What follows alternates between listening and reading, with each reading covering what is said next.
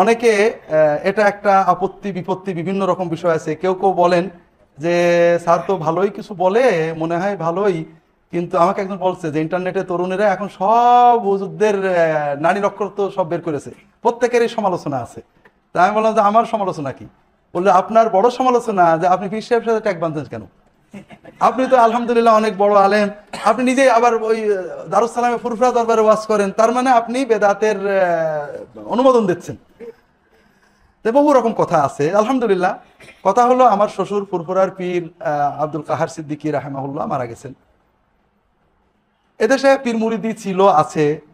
প্রথম বিষয় হলো আমি আগেই বলেছি, কোনো ইনস্টিটিউট পদ্ধতি দিয়ে আমরা কিছু বিচার করি না, বিচার করি সুন্নাহ দিয়ে। নামটা একটা আপেক্ষিক বিষয়। কোনো পীর যদি তাওহীদ এবং সুন্নাত হুবহু মানেন, পীর নাম নিলে আমাদের কিছু আসে যায় না। শায়েখ নামটাও তো সুন্নতে নেই, আল্লামাও তো সুন্নতে নেই। কাজেই শায়েখ যদি বলা যায়, পীর বললে সমস্যা নেই। বিষয় হলো তাওহীদ এবং সুন্নতের মানদণ্ড ঠিক আছে কিনা। তো এই হিসেবে আমাদের দেশে একসময় দিনের দাওয়াত পীর মা শেখরে আনছেন, এতে সন্দেহ নেই। ফুরফুরার পীর সাহেব আমার সাথে আত্মীয়তা করেন, এটা পারিবারিকভাবে।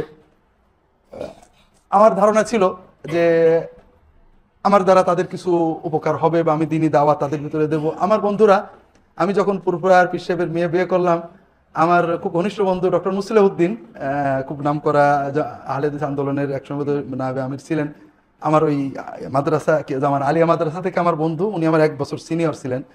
তো ওনার আব্বা দাদা বড় আলেম ছিলেন, ওনার কাছে ফতুল বাড়িটারি নিয়ে আমি পড়ছিলাম। আমার আবার একসাথেই সৌদি আরবে গেছি, পাশাপাশি ছিলাম। তো উনি খুব মাইন্ড করলেন, অনেক সমালোচনা করলেন যে আপনি খারাপ হয়ে গেছেন। বললেন আমি খারাপ হয়ে যায়নি, খারাপ ছিলাম। হ্যাঁ, তা অনেকে বলেন না, যাই বলেন ওনারা পীর সাহেবদের অনেক দোষ আছে। তাই বললাম যে দেখেন, আমি নিজের ভালো মন্দ দাবি করবো না, কারণ আমি কয়দিন বাঁচবো জানি না। তুমি আশা করি যদি আল্লাহ তৌফিক দেন, দিনের কিছু উপকার হবে হয়তো। আলহামদুলিল্লাহ, দেশে আসার পরে আপনারা যারা জানেন, ফুরফুরার অনেক পীর, অনেক ধারা। তো তার ভিতরে আমার শ্বশুর আলহামদুলিল্লাহ, এটা তার একটা বড় গুণ ছিল, যেটাকে বলেছি যে এটা সুন্নত না বাদ আছে। অনেক পীর সাহেব মেনে, যেমন ইল্লাল্লাহ জিকির, অনেক পীর সাহেব মেনে নেন, এটা নবীজি করেনি, তারপরেও বিভিন্ন অজুহাতে রাখার চেষ্টা করেন। তার অনেকে বলেছে যে হুজুর হ্যাঁ নবীজি করেননি, কিন্তু আপনার আব্বাকে অমুক বুজুর্গ করেছেন। উনি এটা বলতেন যে ভাই কে বুজুর্গ, আমি বাপ দাদা থেকে দিন নই না, দিন মোহাম্মদ সাল্লাল্লাহু আলাইহি ওয়াসাল্লাম থেকে নিই, বাবার থেকে গদি নিছি আর মোহাম্মদ সাল্লাল্লাহু আলাইহি ওয়াসাল্লাম দিন নেব।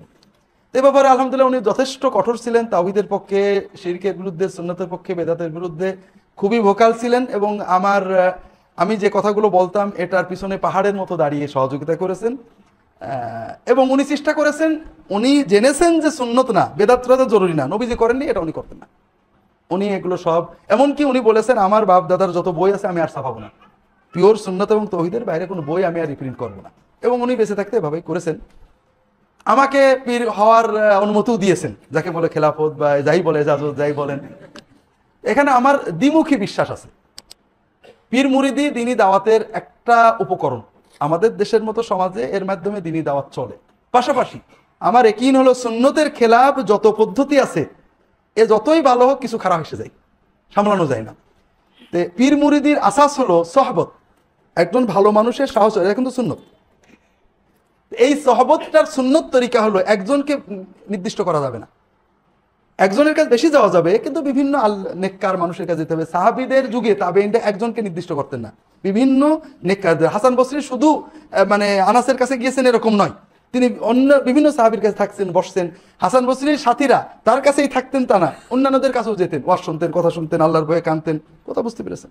তাহলে পরে সুন্নত হলো নেককারদের সাহচর্য, নেককারদের ভালোবাসা, একজনের সাথে গাঁটছড় বাঁধা না, বিভিন্ন নেককার সাধ্যমতো যাওয়া। সেটা মসজিদের ইমাম হতে পারে, একজন নেককার মহল্লাবাসী হতে পারে, একজন নেককার পীর নামের হতে পারে, শেখ নামের হতে পারে, ভালোবাসা তাদের কাছে যাওয়া। তাতার যুগের পরে যখন মানুষদের ভিতরে দিন একেবারে মৃতপ্রায় হয়ে গেল, তখন পীর সাহেবরা এই কাজটা করতেন, গ্রামে গঞ্জে থাকতেন, মানুষরা তার কাছে আসতো। কিন্তু একজনের সাহচর্য নিয়ে পড়ে থাকা এটা সুন্নতের খেলাফ।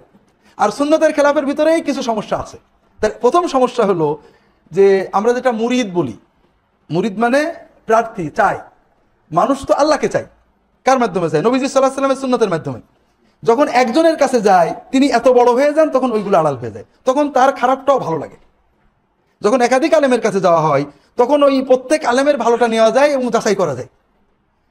এই জন্য আমি সুন্নত পালন করা বা সুন্নত টিকিয়ে রাখা কঠিন হবে।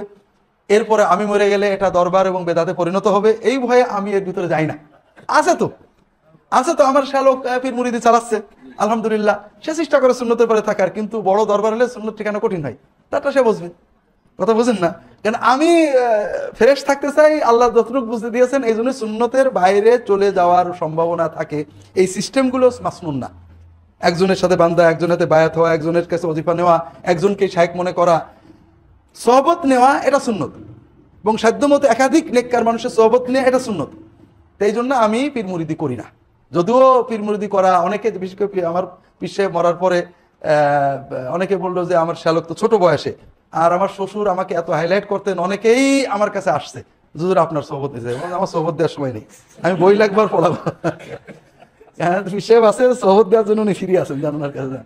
এই জন্য আমি মনে করি পীর মুরিদি লফজ হিসেবে, সিস্টেম হিসেবে ভালো মন্দ নির্ভর করবে এটার ব্যবহারের উপরে। যেমন মাদ্রাসা একটা সিস্টেম, পীর মুরিদি একটা সিস্টেম। তবে বাস্তবতা হলো পীর মুরিদির মাধ্যমে একসময় অনেক ভালো কাজ হয়েছে, আবার পীর মুরিদির মাধ্যমে শিরক, কুফর, ইলহাদ, বেদাত এত ছড়িয়েছে এবং এটা বর্তমানে এত ব্যাপক হয়েছে যে ভালো পাওয়া একেবারেই দুষ্কর হয়ে গেছে। আর আমি এটার ভিতরে ঢুকে সুন্নত রাখতে পারবো না, এই ভয়ে আমি ঢুকিনি। আল্লাহ, মানে ভালো থাকতে না পারি, খারাপ না হয়, আল্লাহু আলাম। এটা হলো মুখতাসার কথা।